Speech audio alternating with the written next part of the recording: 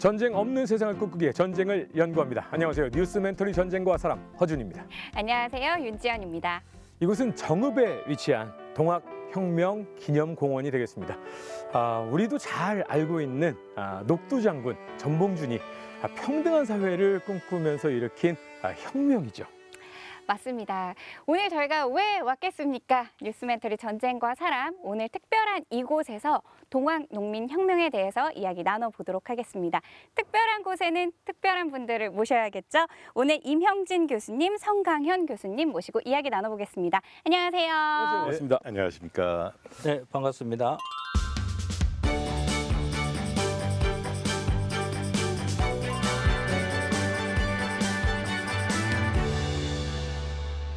사실 학교 다닐 때 많이 배우기는 했습니다만 맞아요. 가물가물하기도 하고 정말 잘 알고 있는 게 맞나라는 생각이 좀 들기도 합니다.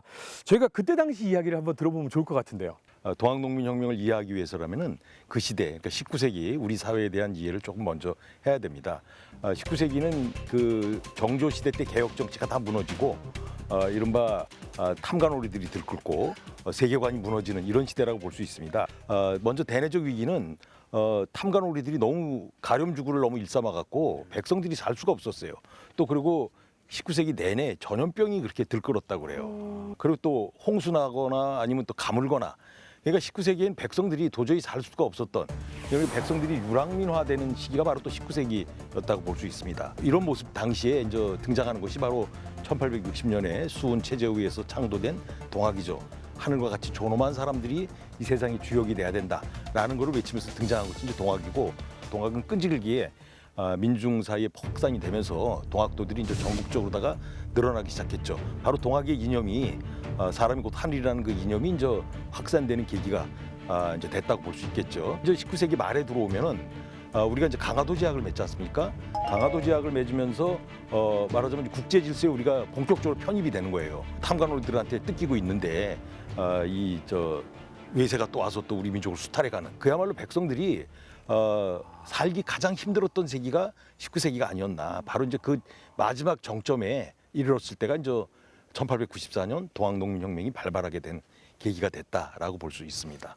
탐관오리들은 들끓고 병이 창궐하고 외세가 침략하고 이 와중에 사람이 곧 하늘이다라고 하는 새로운 학문, 이념이 등장을 하면서 여기에 한번 마음을 둬볼까라고 하는 마음들이 혹하던 시대. 예.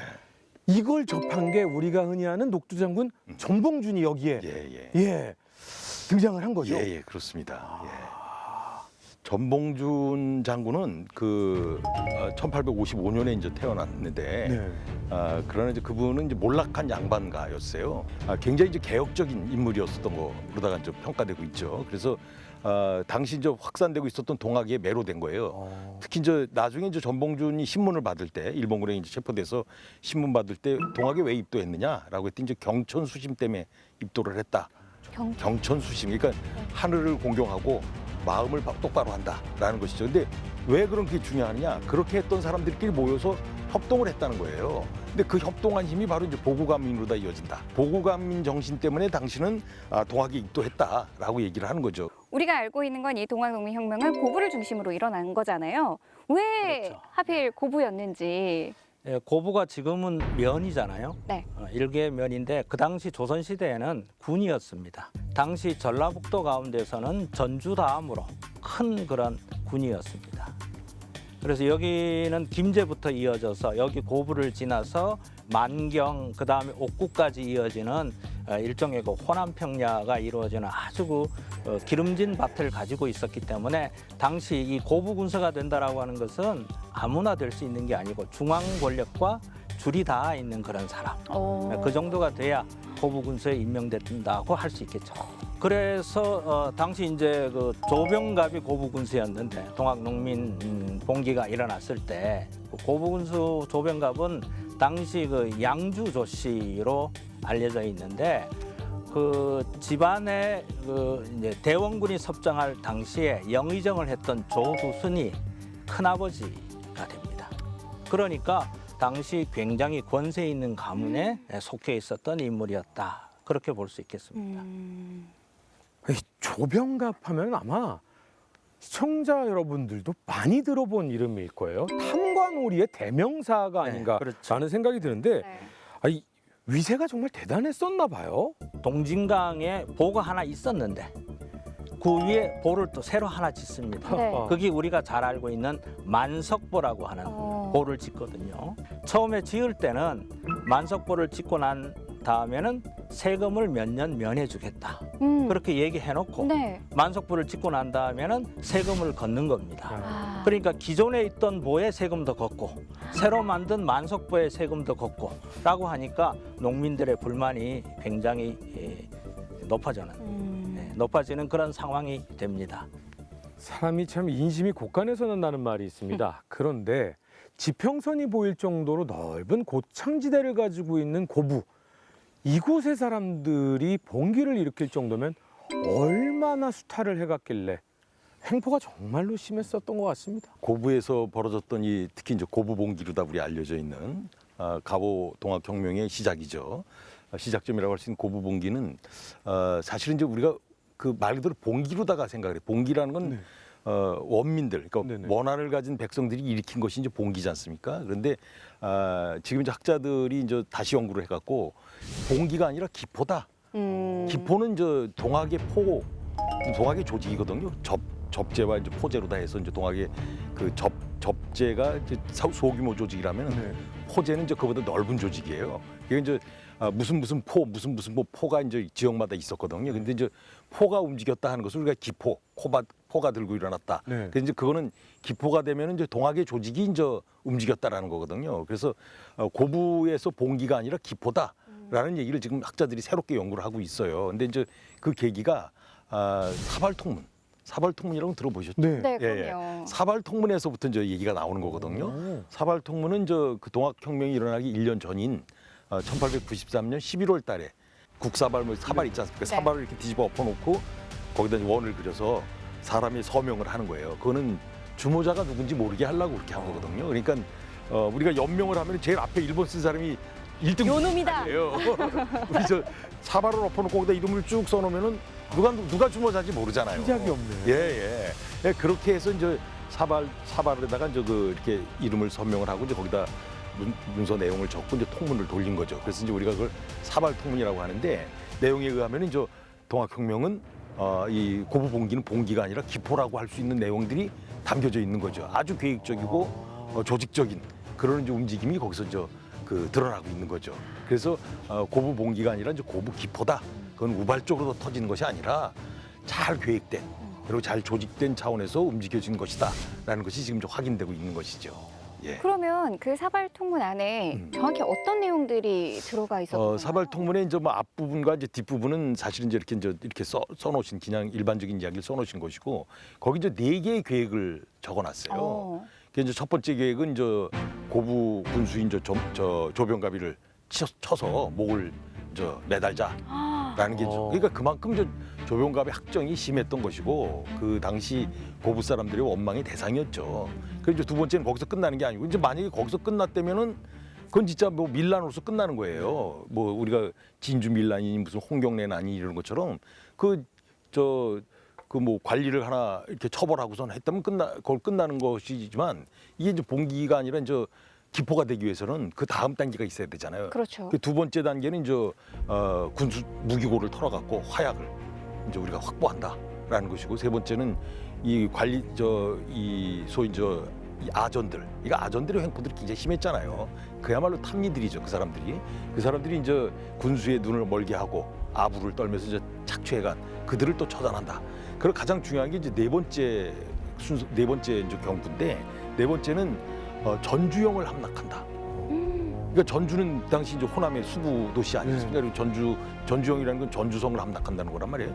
그 다음에는 경사로 직행한다라고 써 있어요. 그러니까 경사는 서울이잖아요. 한양이란 말이에요. 그러니까 이거는 그냥 고부에서 난을 일으켜서 끝나는 것이 아니라 아주 계획적으로 이 무기를 준비해갖고 그리고 이제 주변에 있던 그 탐관오리들을 처단하고 그리고 전주성을 점령해서 그 다음에는 이제 한양으로 향하겠다라는 그 원대한 계획을 가지고 있었다는 것이 드러난 것이죠. 이게 어떻게 보면 사발통문의 가장 커다란 내용이고 또 가장 커다란 의의랄까요? 라고 볼 수 있죠. 그야말로 준비된 혁명을 꿈꿨다라고도 맞습니다. 볼 수 있는. 예. 고부봉기가 그동안 그 원민들이 그냥 우발적으로 다 일으켰다. 그날 1월 8일 날 그 말목장터라는 이 정읍에 고부의 그 말목장터라는 곳이 있어요. 그 감나무가 크게 있는 거기서 장이 열렸어요. 1월 8일 날. 그 장날 모인 사람들이 이제 거기서 웅성웅성하는데 감나무 아래에서 이제 전봉준 장군이 여기서 일장 연설을 했다는 거예요. 조병갑이를 치자. 조병갑이 학정을 이렇게 나열하면서 그랬을 때 이제 백성들이 거기서 이제 호응해가지고 그 이제 무기들을 갖고 와서 1월 10일 날 이제 그 고부 관할을 치는 거란 말이에요. 이게 이제 말하자면 그 고부봉기로다 우리가 알았었는데 그냥 그걸로 다 끝난 게 아니라 이미 계획이 돼 있었다는 거죠. 그리고 그 서명했던 20명이 한결같이 다 동학도였어요. 그러니까 그 20명의 동학도들이 모여서 서명을 했고 계획을 세웠다는 것은 아주 처음부터 고부에서는 기포가 있었다.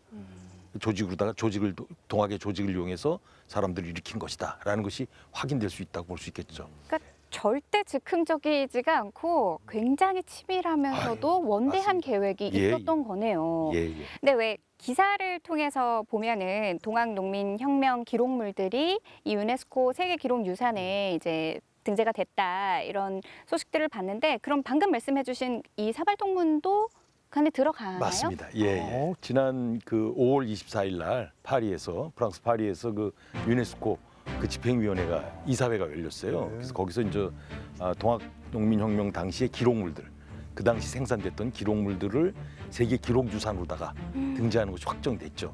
185건의 기록물이 등재가 됐는데 그 중에 당당하게 사발통문이 포함되어 있습니다. 그렇군요. 정말 얼마 안 된 따끈한 그럽니다. 소식이네요. 예, 그렇습니다.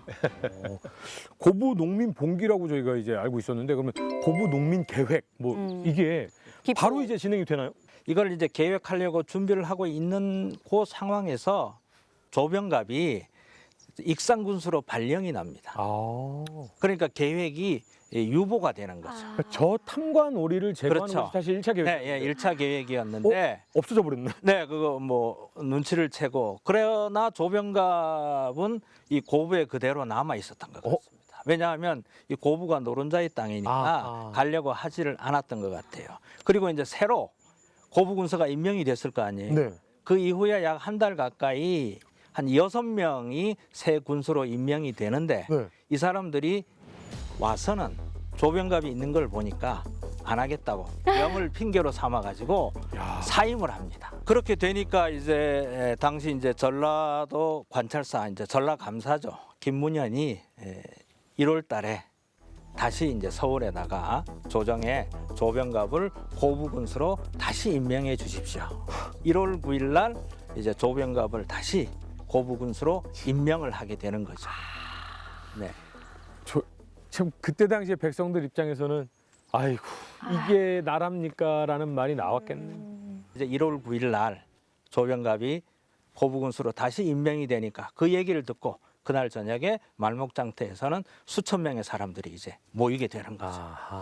그래서 그 사발통문에 얘기했던 첫 번째 고부 관할을 점령하는 것을 실행에 옮겨야 되겠다. 그렇게 해서 그날 밤 1월 9일 날부터 1월 10일 날 새벽까지 숨가쁘게 그 고부 기포의 준비가 실행에 옮겨지게 되는 거죠.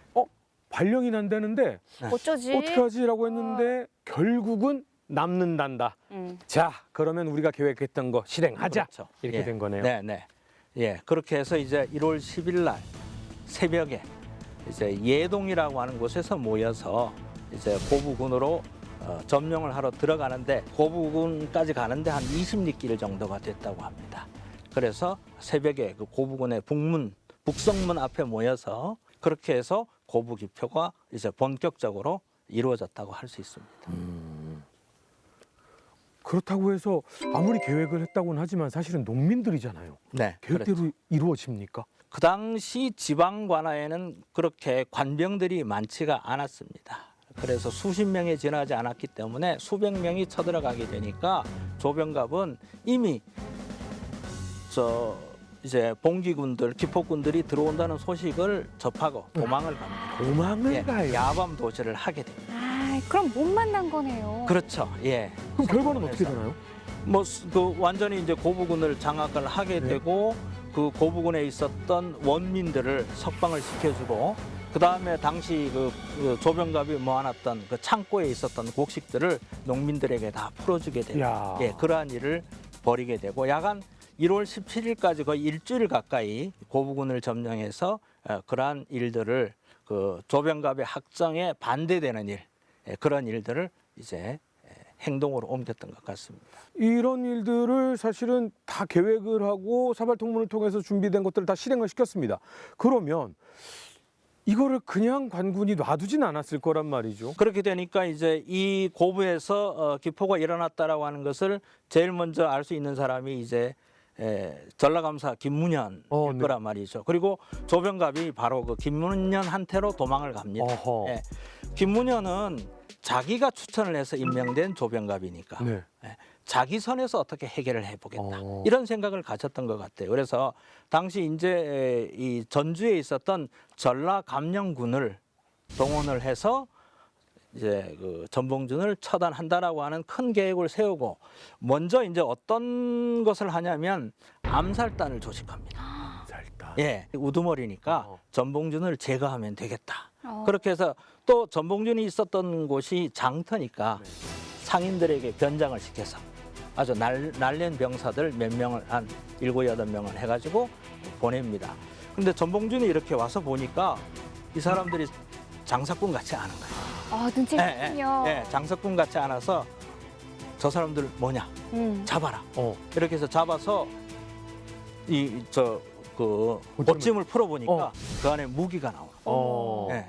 그러니까 일부는 도망가고 일부는 잡혀서 물어보니까 김문현이 보냈다라고 그렇게 해서 거기에서 바로 참수를 당하게 되죠. 예.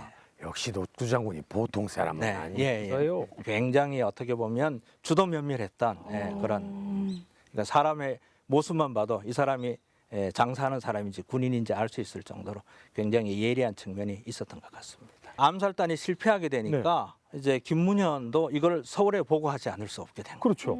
그래서 약 한 달 가까이 지나서 2월 10일경에 조정에 보고를 합니다. 보고가 되는. 네, 보고를 하니까 이제 이 사건이 이 고부에서 기포가 일어났으니까 이것을 조사하기 위해서 조사관을 보냈는데 그 조사관을 안핵사라고 했어요. 네. 안핵사라고 불렀는데 누구를 부르냐면 장흥부사였던 이용태를 부릅니다. 네.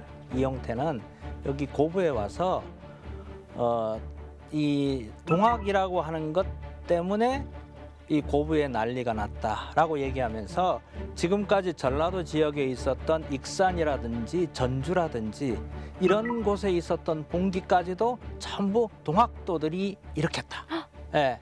그래서 이 동학도 놈들을 잡아 없애야 된다. 동학군을 색출한다고 가가호호를 방문해서 이제 그 동학군을 색출한다는 명분 아래 그 집안에 있던 가산을 빼앗아 가고 부녀자를 겁탈하고 이러한 일들을 저지르게 되는 거죠. 하긴 조병갑의 아버지가 영의정이었죠. 네네. 그러니까 가재는 개편이다라고 하는 그런 말이 있듯이 당시 관리였으니까 농민들이 잘못한 것을 우선 삼는 거죠. 고부 봉기로 알려졌던 고부기포는 사실 1차적으로는 성공했습니다. 그들은 전주를 시작으로 해서 서울까지, 수도까지 올라가는 원대한 계획이 있었는데요. 자, 과연 이 다음은 어떻게 될까요? 다음 시간에 이어가도록 하겠습니다. 다음 이야기. 1894년 고부 군수 조병갑의 횡포로 인해 동학도들을 중심으로 무장 기포가 일어난다. 전봉준을 중심으로 한 동학군은 전주성을 점령하고 한양으로 진격하고자 한다. 이후 황토현 전투를 통해 동학군은 관군을 격파하고 세력을 키우는 데 성공한다. 하지만 조정은 동학군을 진압하기 위해 일본군을 포함한 외세를 끌어들이게 되는데 압도적으로 화력이 우세한 일본군을 상대로 동학농민군이 펼친 항전은 무엇이었나? 모두가 평등한 세상을 꿈꾸다. 동학농민혁명 2부 많은 시청 바랍니다.